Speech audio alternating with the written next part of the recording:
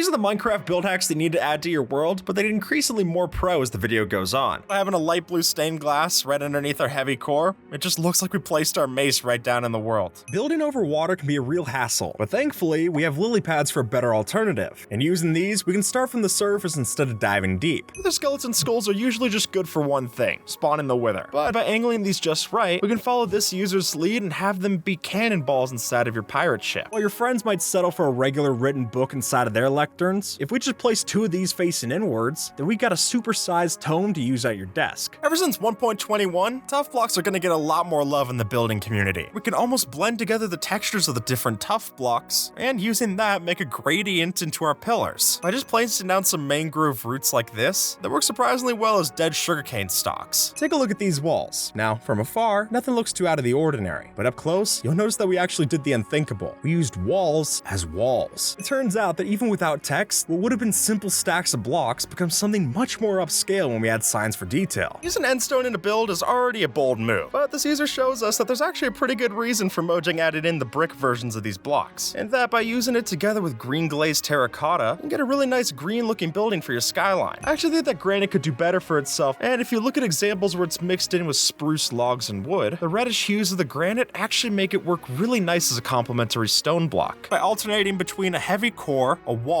and another heavy core on top, we can take after this zigzag pattern and add ourselves a kind of raindrop effect inside of your walls. As this post shows off, if you were to tuck one of these respawn anchors into a ceiling made of crying obsidian, then sure enough, we've got ourselves a hidden light source in your ceiling. By using polished basalt in the right directions, we're able to make it look as if a tree was struck by lightning. The key part is adding in a lightning rod right in the center. That way, this tree is actually going to be functional as a lightning rod. Take a ruined portal for example. These are supposed to be burnt up and badly damaged, but the regular stone brick doesn't always sell that. So instead, we could add some of the deep slate and blackstone variants to the mix and make charred and damaged stone to your builds. If armor stands have taught us anything, then it's that these armor trims can also blend particularly well inside of our build hacks. And my newest favorite one is using the bolt armor trim to make our own recreation of Tron inside of Minecraft. Scaffolding is a great block, but it doesn't look much like actual scaffolding. So instead, we're gonna use campfires. It'll still be functional as scaffolding, but look a lot more believable to the actual thing. With a couple of iron trap doors laid across like this, with some anvils to boot for the edges, we can add in a skeleton skull and an invisible item frame with a bone in it to give ourselves the perfect evil autopsy table to put inside of a scary build. Here's how to make your bamboo farm look 10 times better. Since with the help of the debug stick, we can add in these different leaves to your bamboo stalks and essentially make them into a whole new plant. By alternating between dark oak fences and nether brick fences like so, we're essentially creating larger fence gates than we ever thought were possible inside of vanilla Minecraft. By using an open fence gate, we can separate our lava from the campfire but still have the smoke billow out the top. And that, folks, adds a great particle effect to any lava lakes you plan on adding. All it takes is placing one of the 16 bed types and then right-clicking it with a debug stick to get something of a colorful slab to use. Armor stands are entities, and with those properties, we can get some interesting results. For instance, why not overlap their hitboxes and score some extra detail on a build? By hiding a string underneath the anvil, the string's able to be free supporting, and now we can use this anvil with a couple of chains on top as a survival-friendly anchor detail. You see, since observers can detect when daylight sensors update, then you can have this system power a bell that lets you know when it's right time to hit the hay. If we tuck a villager into a minecart like this, its hat will still poke through the floor. So with enough slabs and a shepherd villager, we can make our very own moving Roomba that rides around your floor. What we have here is a banner pattern that's aligned just right, so that the black circle of the banner pattern actually looks like a hole inside of the tree bark. And then the added detail to have a custom player head that looks like a log that's sticking out of the tree, I think works just great. If you're playing in creative and you summon in a sniffer with the no AI tag, then you'll notice that you'll have this great bush texture to play around with. And a signature sniffer sticking out too. With the help of an armor stand, we're able to position our telescopes just right and make it look like we got spyglass bottles instead. Lots of cobblestone can look fine in certain situations, but when you see it by itself, it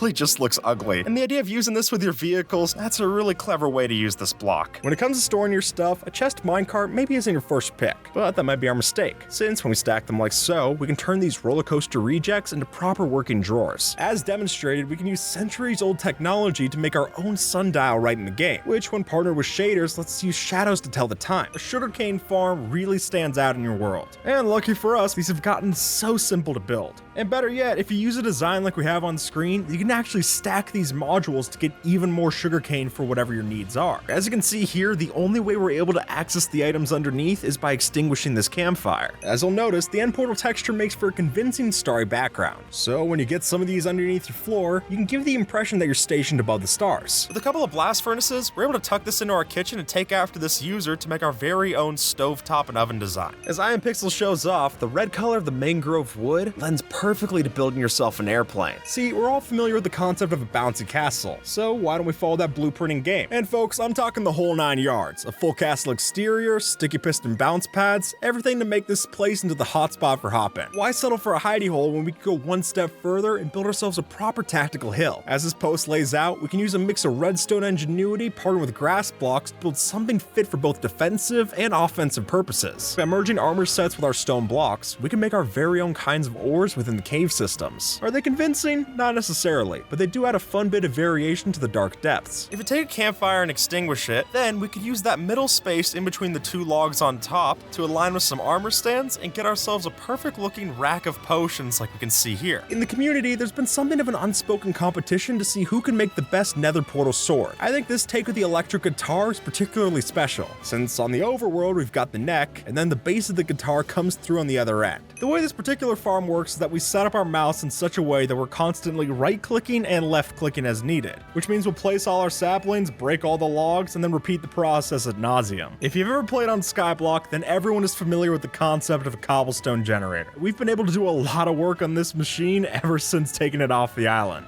And you can see as much when you look at this, which is an automatic cobblestone generator. Finding the ancient debris necessary to get netherite is a real hassle to do. Well, if you still got a hankering for explosions, then you gotta build a TNT duper for netherite mining. Going over lava in the nether is a huge pain. Through the help of flying machines and some extra potent ice, we can actually have it where this machine will get set off and just make a straight line of basalt right in front of it. Nether portals are kind of an eyesore, and they can definitely spawn some piglins if you're not careful. Using a delay circuit like this, we can have it so you stand in the portal, press the button, teleport, and then all the evidence is cleared behind you. With this command that I'm going to put down in the description, if you put this inside of a command block, then we can press the button and get ourselves a fully formed couch made out of purpur. The concept of this is fairly simple. We build a large spawning platform for wanting villagers to come into play, then we put a bell in the middle that they make their way towards. And as soon as they're there, you kill them off and their llamas, and then you're able to get free leads for you. Here we've got a piston door that only opens up for players. See, just using a calibrated skulk sensor alone would detect for any movement, but we're filtering that out by using this skulk shrieker. And at that point, it powers the note block and we're able to walk inside. As it turns out, salmon, cod, tropical fish, and puffer fish all have a 5% chance of dropping bone meal on death, which is not a high yield by any means. But if you want to kill 2 birds with 1 stone and get a fish farm and a bone meal farm up and running, this is a way to do it. If you want to make the fastest mob farm possible, then we've got to look at what Victor 40's cooked up. This mob farm is one of the fastest mob farms in Minecraft. Just this alone, we're filling up almost 900 double chests worth every hour. Built by Mythical Pingu, we have a full-scale redstone tank. And of course, it's hard to look at this thing and not appreciate what's on top of it. Watching it in action's something else. Made by Crafty Masterman, this here isn't just a big vault, but it's a big vault made out of even bigger large-scale blocks. And those large-scale blocks are completely functional.